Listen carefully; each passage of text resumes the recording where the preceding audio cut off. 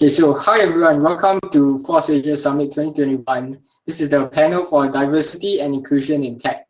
So this panel, we have invited a range of really important speakers today, and it will actually be hosted by Ms. Sherie, who is the General Manager for Public Sector Asia Pacific, Microsoft. Sherie's career spans a 22-year journey in the high technology environment across banking and finance, telecommunications, government and oil and gas industry across various management and global leadership capacities involved largely in business and organizational transformation. So Ms. Sherie, you may take it from here. Thank you very much. Good afternoon, everybody. What a super honor for me to be here at FOSSASIA. I'm actually really excited, very inspired that, Asia's largest open tech developer community is started by a young lady. I admire her passion, how persistent it is for her to have that kind of vision to drive, to where this community is today. So with that, I just want to start by saying kudos, to brave women. And also thank you, FOSSASIA, for broaching a very important topic today on diversity and inclusion in tech. As we all know, the start of this decade has a tremendous, shift in what's happening in the world, and we see a convergence of three very major trends. Number one, the digital acceleration has, exponentially grown in all the markets around the world in the midst of a pandemic. We see job disruptions in the markets, whether it's remote or physically. We see a range of, calls for all of us to be moving with a greater voice in inclusivity, equity, as well as social justice. And more than ever, in the midst of such sweeping change, you and I and the organization has an opportunity to really make a difference here. Today, I'm super privileged to be joined by a distinguished panel of leaders, women whom I call captains of their respective field, and more importantly, they are truly the change makers that inspire all of us to do more. We're going to have a conversation around diversity and inclusion in tech. We're going to touch on some very personal stories, and more importantly, look at the biases, the discrimination, or the barriers we see in the market today, in the world today, and how we can all collectively push ourselves to think outside of the box and draw on all the empirical evidence that exists today to help us identify, promising areas where we can look at investment, where we can direct our leadership voices and focus, and more importantly, what experiment we all can conduct so that this will all serve as a remarkable engine of change. So with that, let me welcome my panelist, Ms. Duong Bich Hanh. She's an anthropologist with an experience in international development. In her current capacity as Chief of Culture at the UNESCO, she's directly responsible for UNESCO's program with overall objective to safeguard the region's cultural heritage and foster its creativity. Throughout her career, she's expressed tremendous commitment to gender equality, cultural diversity, human rights, and social development. And recently, she's actually explored the interconnections between culture, creativity, and how that intersects with all that is going on in the digital world. So welcome, Hanh. Next on the panelist is Dr. Kiruthika. She's a research scientist in the field of cognitive systems, learning and memory. Kiruthika leads the education team at Science Center Singapore and make her dream and her vision, and she's dedicated her passion to really make STEM accessible to the public, especially to the students, and very importantly to the educators community. So welcome, Dr. Kiruthika.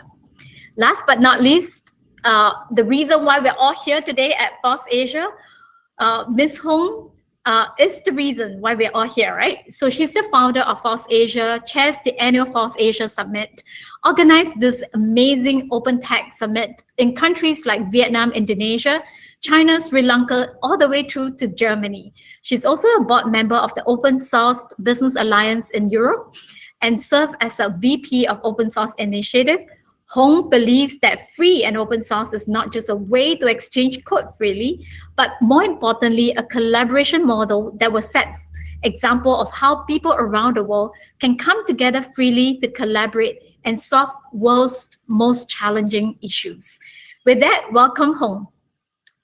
See, friends, maybe I'll start with our panel discussion with a speed round. The recent events has been a very big reminder for all of us that persistent inequalities continue to permeate our society and economies. So as we seek more responsibility from companies and individuals in the whole issue of diversity, equality, I'd like to start with my first question to the panelists. What are your most passionate top of mind topic when it comes to diversity and inclusion? Can we start with maybe Ms. Hanh? Yes, I mean, for me, because coming from the culture sector, so inclusion of a diverse range of sector into the tech scene is a very, very interesting topic to me. And this is something that we have begun to explore here at UNESCO. That's very, very exciting. Thank you, Ms. Hanh. Dr. Kiruthika? So I think when we talk about diversity, the most important thing is to make sure that different people are represented during the development, right from the beginning. We always hear of stories where there are products that are designed and then they misrepresent or misalign certain kinds of audiences, and one of the reasons why that happens is because the stakeholders, the diversity is not there right from the beginning. So having the diverse viewpoints on the table enables us to ensure that the wider population is represented when something goes out. I think that's an amazing, very, very important topic when it comes to when we're looking at, especially in the world of technology, where we hope to use technology to pretty much bring in the equality. The design phase and the product development phase is very, very critical. That's where, you've dedicated your passion to helping STEM in education, and that's where we want to kickstart from development phase, to your point. So thank you, Doctor. How about Hong? Hi, Sherie. May I say that I'm really glad to be here, and it's great to see you all on the panel. Yes, I totally agree with Hanh and Kiruthika. So diversity and inclusion is very important, not only in the tech sector, but everywhere in our society, right? In order to, whatever we do in the tech industry, we want to build a product, we want to get it into the user hand, and we need to have the user viewpoints represented in the development phase. And without the diversity and inclusion in the way we work, in the way we develop, it's difficult to say that we can represent our user, we can understand the whole journey and the opinion of the user. So definitely, to emphasize again, it's really important that we ensure an inclusive environment in the tech industry. Thank you. Very nice, which is why you've been so passionate about championing open platform, open collaborations. So thank you. For us at Microsoft, I would say for me right now, there is so much we have to do in the arena of diversity and inclusion. But currently for us, one of our top of mind is how do we address the gender inequality? How do we also look at the space of people with disability? So if you look at the UN Sustainable Goal, for example, it talks about how gender equality is not only a fundamental human right, but more importantly, a very, very necessary foundation if we are all looking to enjoy a peaceful, prosperous, and sustainable, world. But yet in the arena of, of what we're seeing today, especially post-COVID, right? We're seeing how women were among the most hardest hit when it comes to post-COVID impact. And you're looking at a rate where the estimated job loss rate for women is twice higher than that compared to the males.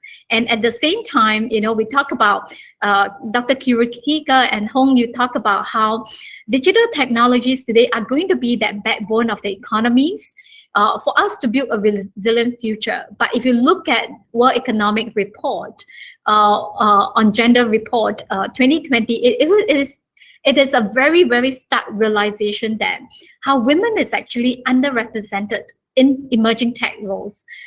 We have very,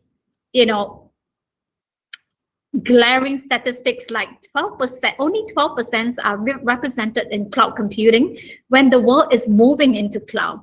And Hong, you talk about how without the right representation, you're not going to get the design phase and development phase right. In the same way, we know the involvement of data and AI, but there's only 26% of women representation in that field. So I would say, from that perspective, us at Microsoft are looking at how do we actually really bring in place the right programs and foundation pretty much for women in the tech world. I hold that for a second. Let me also maybe quickly share something that we're super passionate about. The WHO estimated that about 15% of the world population, that's close to about 1 billion people, live with some form of a disability. And in Asia Pacific, we're looking at 1 in 6 people has faced some types of challenges or barriers to enable them to be fully participant in the economic arena in society.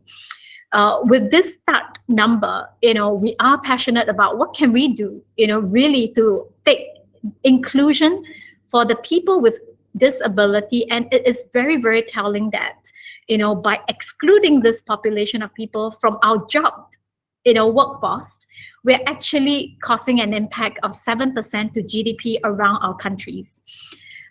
So maybe just a quick start to kickstart the discussion. I just want to focus a little bit on women as well as disability when it comes to inclusion. And start by sharing a little bit of what we are doing at Microsoft. At Microsoft, it is really our mantra to empower every person, every organization to achieve more.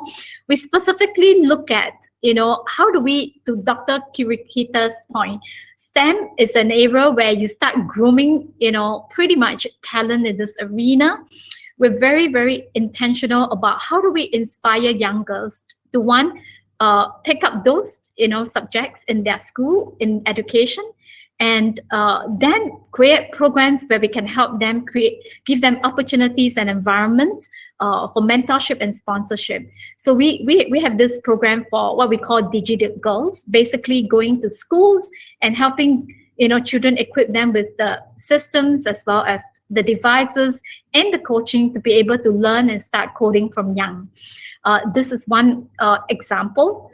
The other one I'll talk a little bit later is women in AI. We see we're very, very passionate. We talk about how only 26% of the populations are actually represented by women, but this is going to perpetuate in the product development cycle if we do not increase the representation.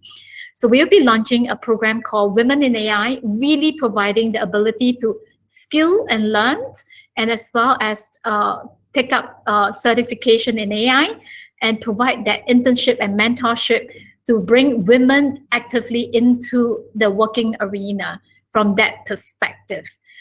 In the space of disability inclusion, we're looking at how do we drive inclusive hiring programs. And this may sound like, hey, it's part of the hiring program, but I urge all organizations out there to be considerate and to consider approach in inclusive hiring to ensure that you create an environment and a platform where people with disability can have equal, equitable opportunities in participating in this arena. And just a point of interest, recently we have this program called Neurodiversity. This looks at hiring people with neurodiversity challenges, and basically, to demonstrate that we in the workplace can intentionally provide the right environment, safe environment to leverage and utilize diverse skill sets.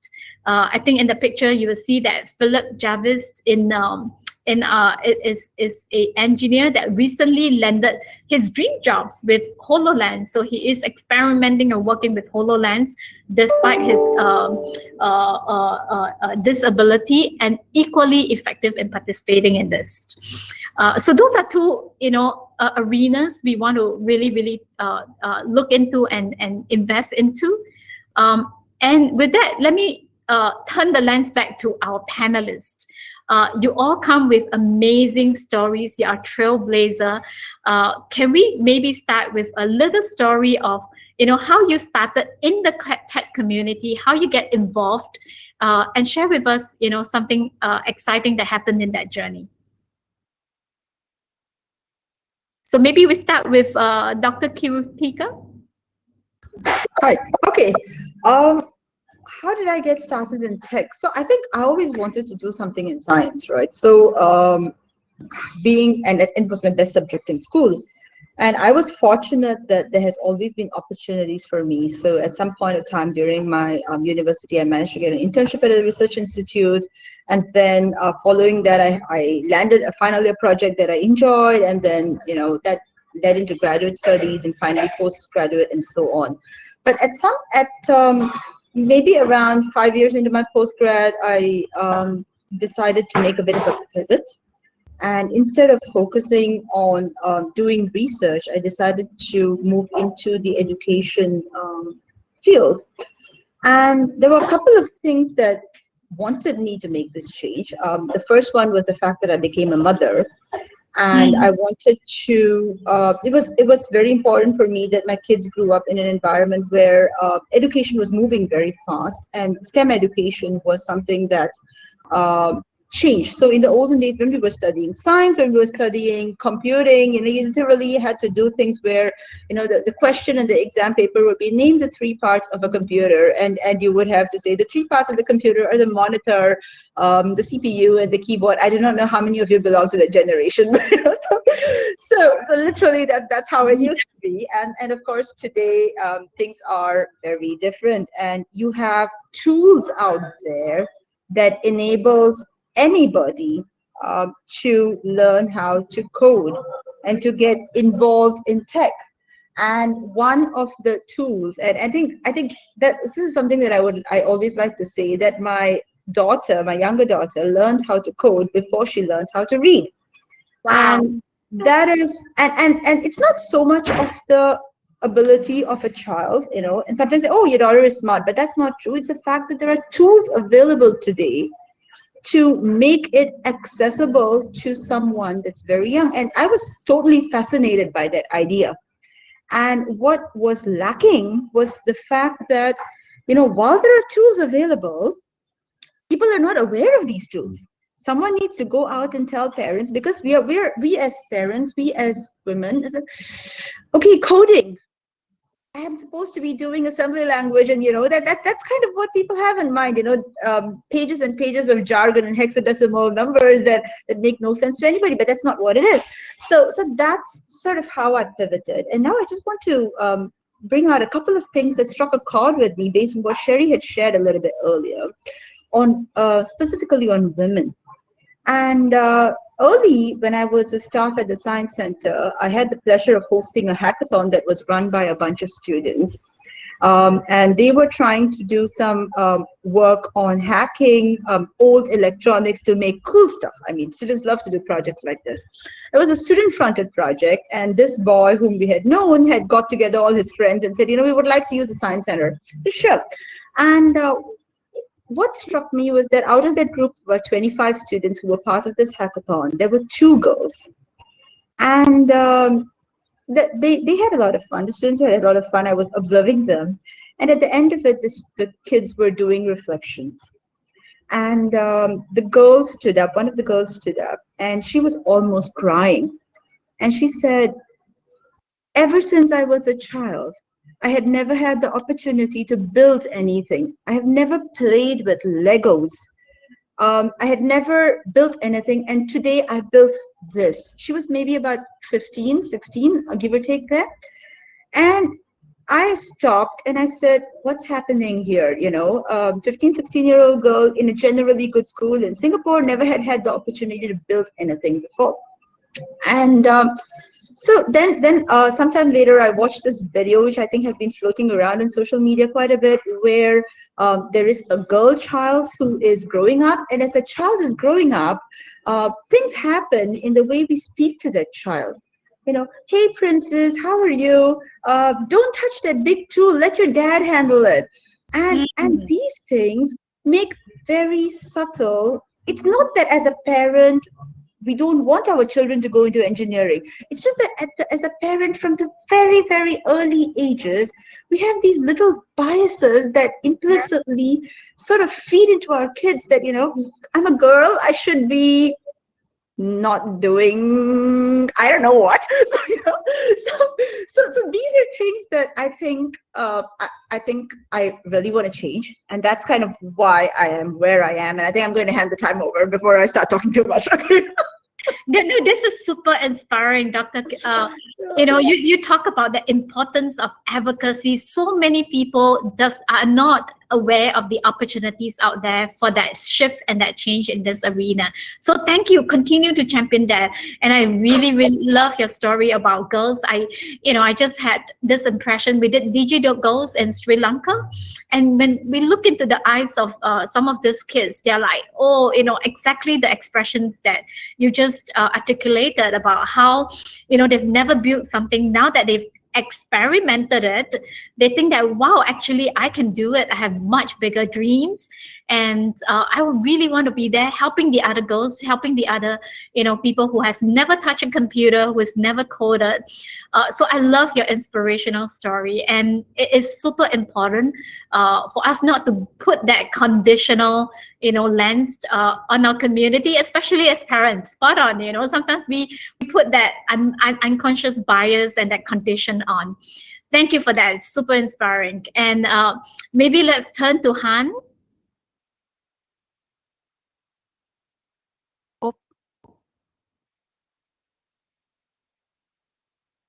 As for me, I must confess that I'm not a tech person. I have been working in my whole career as an anthropologist with very limited knowledge on tech.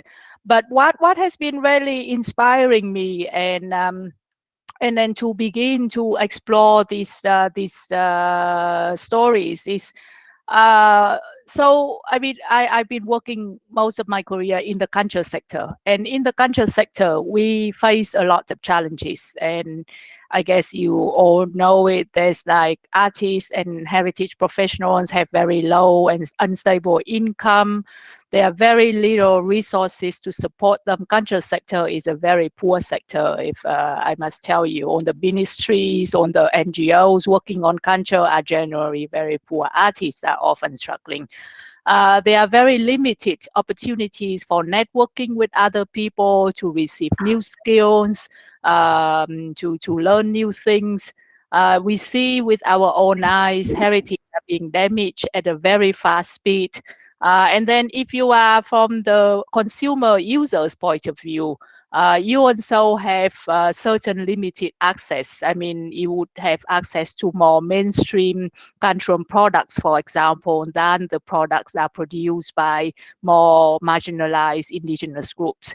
And then when COVID took place, started about a year ago, we see all these challenges are getting worsening very, very fast. And at the same time, we also see that how fast the culture sector start using digital technology to maneuver and to try to make the sector better, to gain a little bit more income by putting things online and things like that. So that's when we really see that, okay, there's maybe there could be a great ways to bring the partners from the culture, from the technology world, and also bring new business models in to really explore something to make the culture sector a better place for everyone to be. So because of that, we initiated this initiative called Tech for Culture. But then, if you say it is like tackle the digital the challenges that faced by the sector. So with this, we aim to provide a platform for all these different partners from different sectors to come together, to learn from each other, to network, to build capacity, and to develop solutions to support the culture sector. So we started with this first Ideathon. Very great honor to partner with FOSSASIA for the first Ideathon. And we see some interesting figures I would going to give you. So when we did the Ideathon day, when Kiruthika actually gave a very seminal workshop. So we have 443 participants joined, and half of them are women. About 50%, no, 40% of them are young. They are at the students' background. And they come from 31 countries. Some of them are from areas that we could consider kind of a bit of the frontier in the technology world, like Bangladesh, Mongolia, Nepal, Uzbekistan. And then people come from backgrounds like culture. They are artists, actresses, curator, film producer, tour guides. They come from technology side, software, cloud engineer, web developer, and they are students, professors, researchers, entrepreneurs, government officers. So we really see a very diverse range of people, and so we are kind of also very hopeful that how with this approach that we are taking by bringing different sectors together, we can kind of encourage this inclusivity and diversity for the tech world, but also, of course, also for our culture sector as well. So that's how we kind of started, and it's still a very early process in terms of UNESCO. In the parallel session, we are also having other activities at the global level on looking at AI, and especially like so I am very excited to hear about the Microsoft initiative on women and AI, because we also found very much of the same evidence that you have just stated earlier.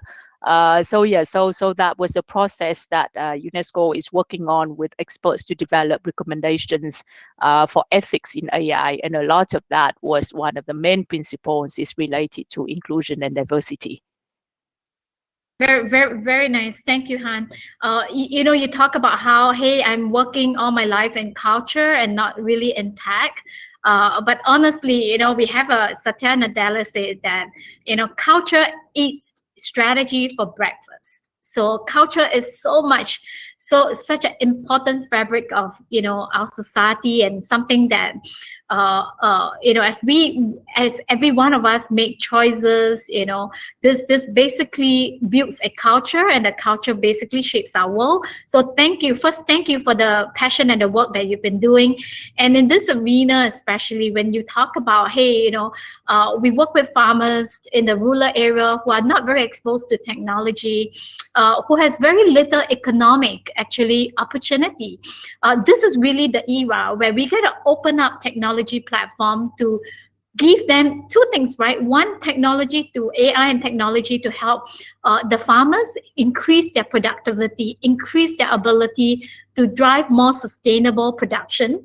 But more importantly, with technology, now they can have an openness to the whole marketplace, to the whole ecosystem. So your work in the respective culture, I mean, this is about farmers.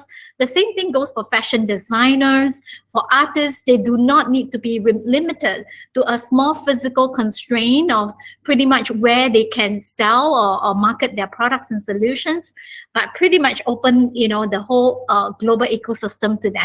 So thank you. Continue to champion that work. Maybe let's hear from Hanh. Yes.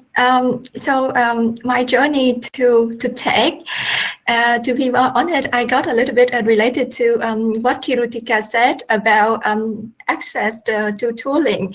So I actually did not get into tech until I was 20.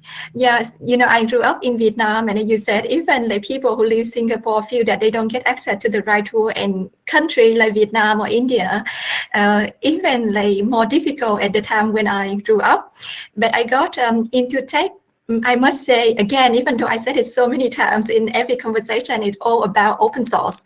So my first interaction with open source was at the time when I did a translation freelance job in a conference where we talk about free technology, and where I also met my partner Mario, who explained to me open source. And after that, I got the initial idea. I started to connect with the local Linux user group. Yeah, I went to some meetup. At that time, I remember that they did like every Thursday meeting where they show people how to install different like Ubuntu OS or Linux Mint in their machine.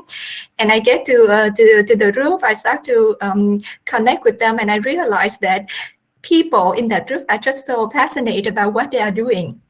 At one point, when I come there, I never have like tech background before, but when I come there, I remember one member sat down with me for 3 hours, explained to me how to use the terminal, and it got me very excited. When you use the terminal, everything like become like so very fast. You can download software so quickly, and you can actually see you give a command and something happened in the background, and it got me very excited.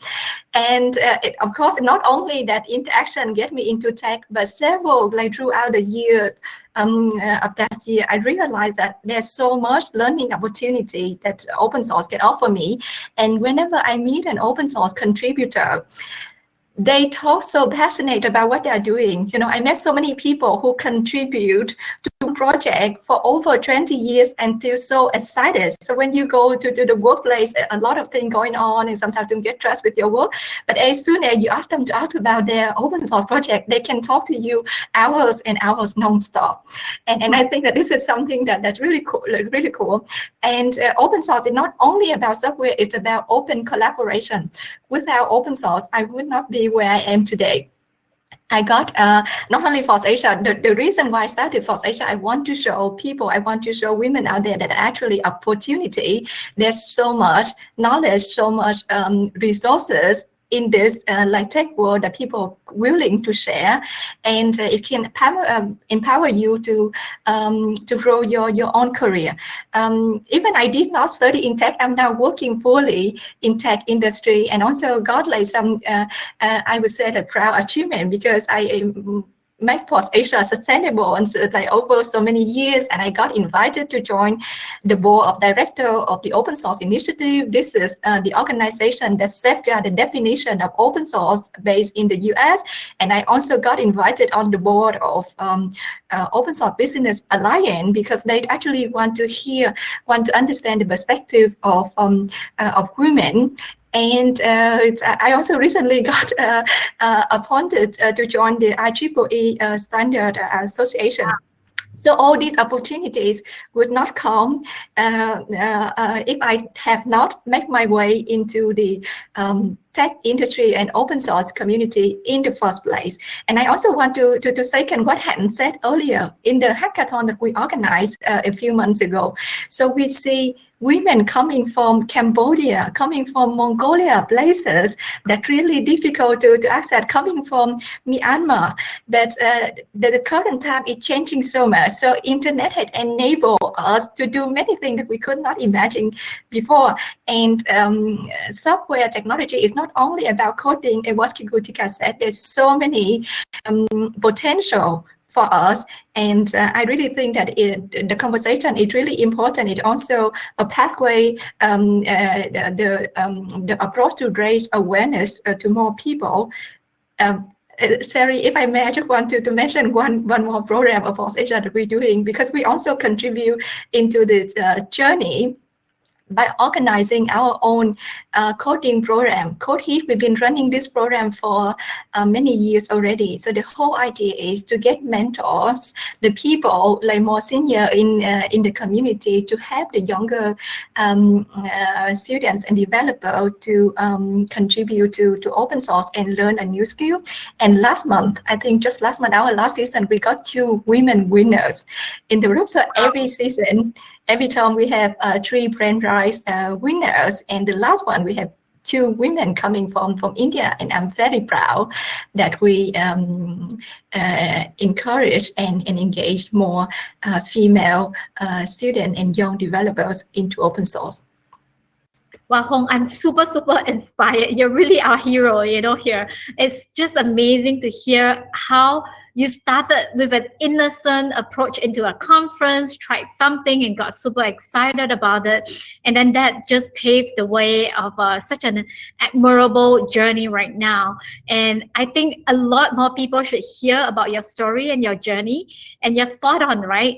Today we are in this arena where the physical boundaries have all been dismantled. We have an amazing opportunity right now to get equal access to the community out there.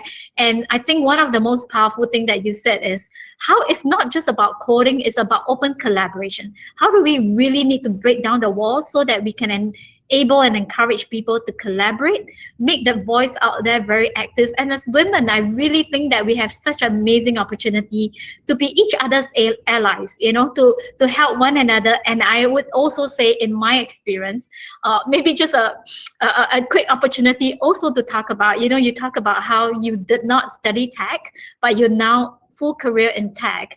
I did not study tech as well.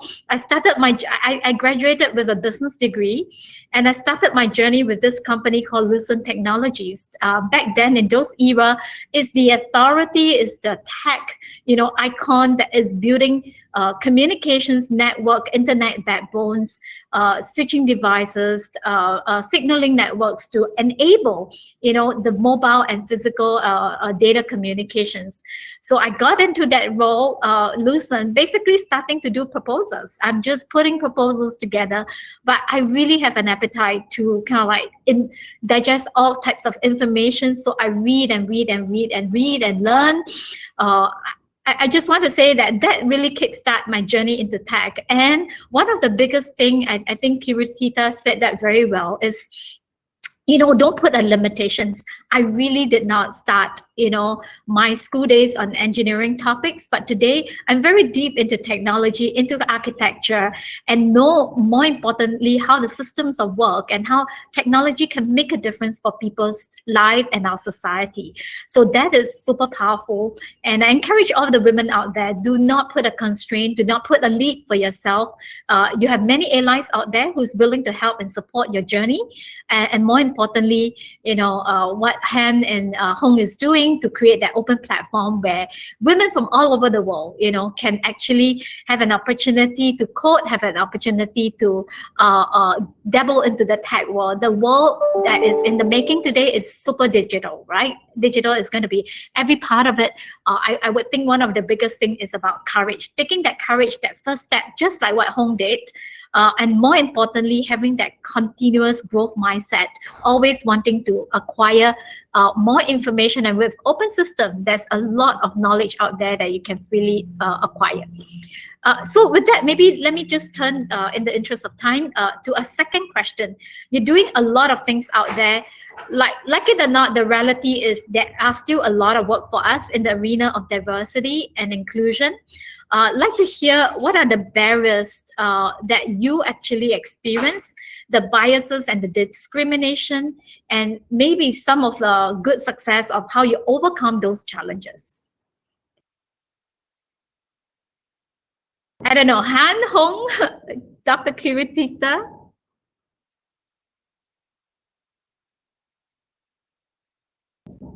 Okay, maybe I'll go first. I think when we talk about challenges, there are actually two challenges which I think we face that gets people, not necessarily women, but everyone, away from technology. And I think somewhere we need to address these two issues. The first, of course, I think I mentioned this right at the beginning, is that this is too hard for me. Now, we all know that technology is important. We all know that we can't, none of us can live without our smartphones. We have FOMO, you know, fear of missing out if we live without our smartphones. But we don't think that we have the ability to create with the technology that we have in our hands. We want to be consumers because it's easy.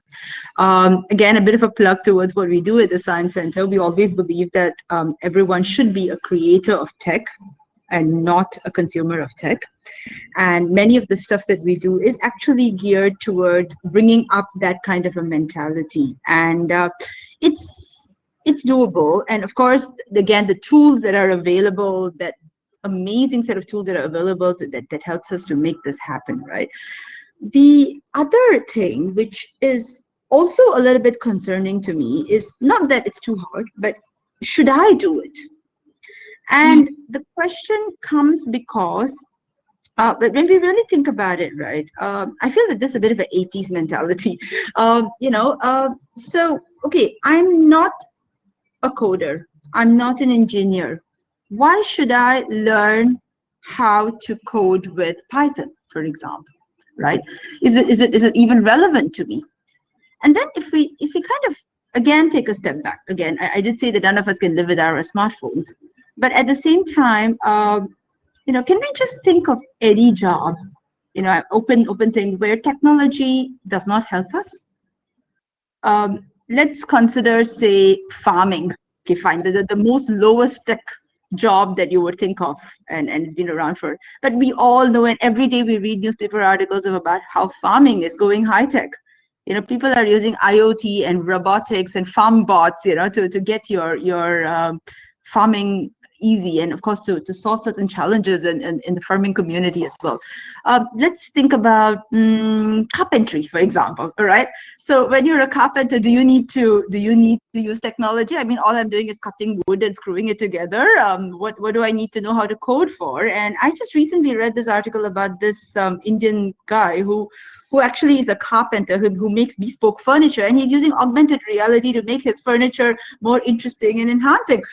And really, if you think of any job in the world, human resources. I heard a story about how I can't remember if it was Shopee or some other company where they're actually they're hiring HR people who need to know how to do big data analysis because they need to crawl LinkedIn to find headhunt people. So really, every job needs tech. So don't tell me that I'm not working in technology. You are working in technology regardless of what you do. And tech can help us to make and do our job better.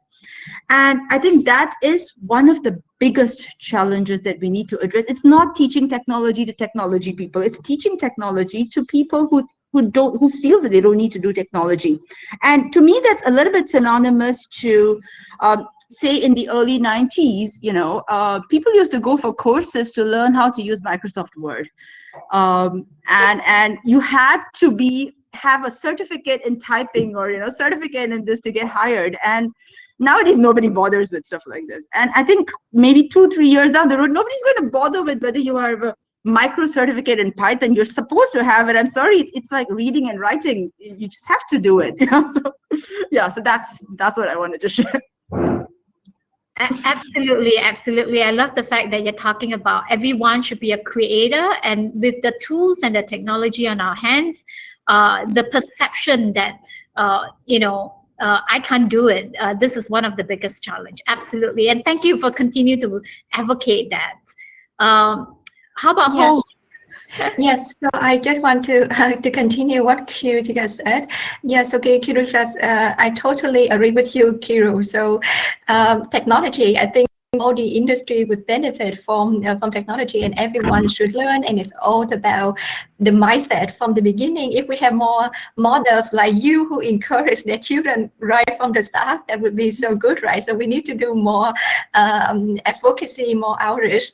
But another thing that I see as a challenge, I work with many corporations, many companies, and I also see that the ratio in career development on the leadership level. So you still see a lot of men have it seems like, so if you look at report from the industry, there's still a lot of men that holding emotional position in corporation. And of course, I'm really glad to see that Microsoft doing a lot into this direction, as Sherie already shared earlier. And I also see, so besides this is the first time I got to meet Sherie, but before that I've been working several years with Sinhu, and I just see that Sinhu is a good a role model, a way that when people looking at women can also advance in their career, and there's opportunity in the leadership for women. And this had been the society had been putting a lot of pressure and raise awareness across industry, and companies started to make good effort to change this, and this is something that we very happy about.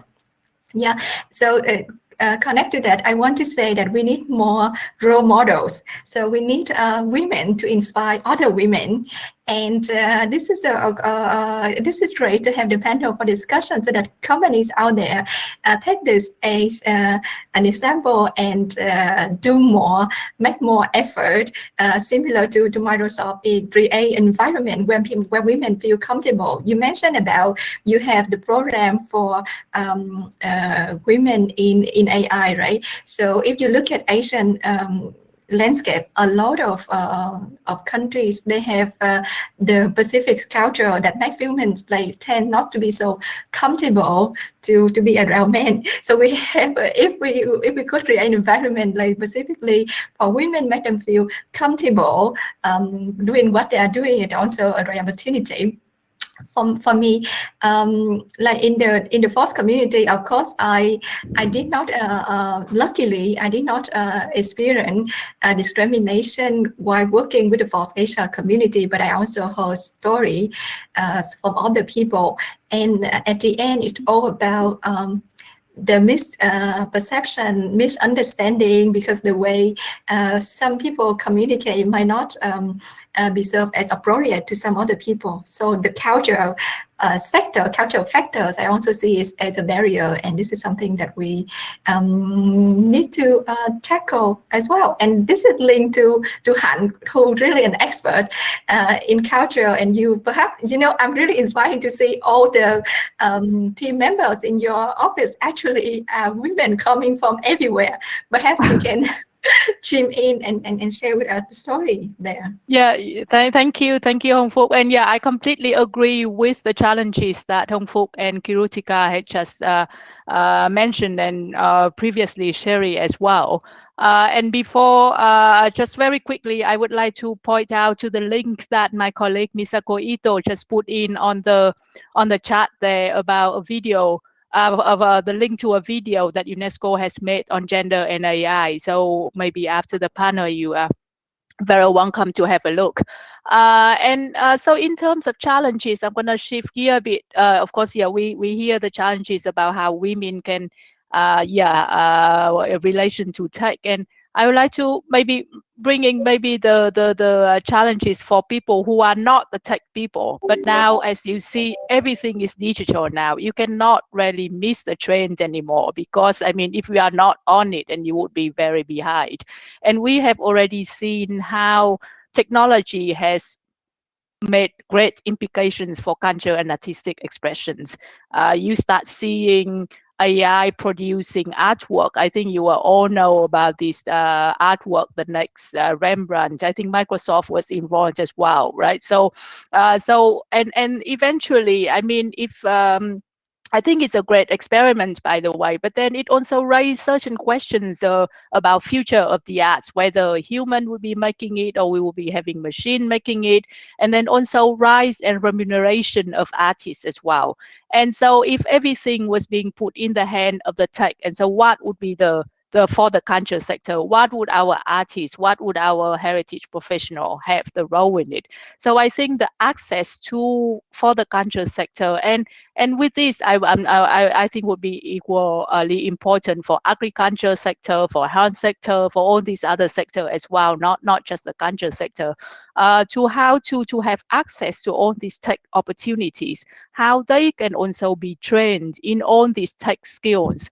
Of course, I mean, if they had opportunities to learn STEM from their young age, and later if they become an artist or they become a heritage person, they already have that STEM knowledge in them. But then a lot of the countries do not have opportunity to offer STEMs to young children, and so they would grow up, they would become artists. They are struggling because artists own struggle, and then they have to try to maneuver on this digital world, and if they are not fast enough, and then some tech person would come in and run away with it, right? So how to really provide access to the culture sector or to any outside sector to learn about all these skills and knowledge, about all these financial opportunities, on the infrastructure and equipment, and more importantly, I think the opportunity to really work with the tech people, because at the end of the day, it's not really you compete, culture sector compete with tech sector to see who would produce the nicest artwork, right? But I think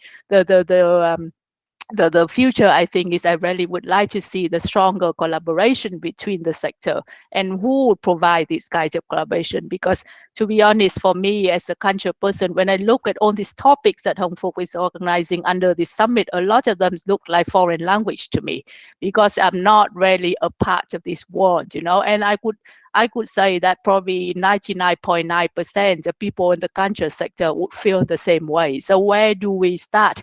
Begin to pave the way to start including other people. They would never replace the tech people, that's for sure. But then how they can start beginning the common language so that they can work together with the tech people. So I think that is something that we would really like to explore further. This is super exciting. I feel like we got so much to talk about, but unfortunately time is running out. So maybe just a pause of a second, and I want to sum up, all the great insights that our panelists have provided. Any questions from the public chat group that we need to address? Yes, Sherie, I think that we have a number of questions. Do you see also the share notes? I saw quite a number of questions already. Somehow, oh yeah. Oh. Shall we take maybe 1-2 questions? Let's see. I'm super excited given we have so much great insight from here. I am scrolling through the chat. Sherie, so in the share notes, the question, so if you see on the left side, you see notes, and there is the option share notes. People have been putting their question inside there. Oh yeah, okay, got it. So how about you? A lot of question on diversity, half of young women. I think we can, Sherie, I think that there is... take 1 or 2, yeah. Yeah. So people still typing, but I think there is an easy one we can start first. There are so many technologies. I do not know how to start. What do you recommend for students who are in school? That's a perfect question for Kiru. Yeah, that's my favorite question. Thank you for asking that.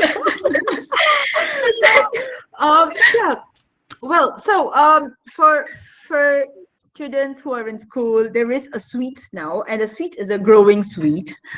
So there is, it's certainly not an exhaustive list. So for starting how to code, I think there are a couple of platforms.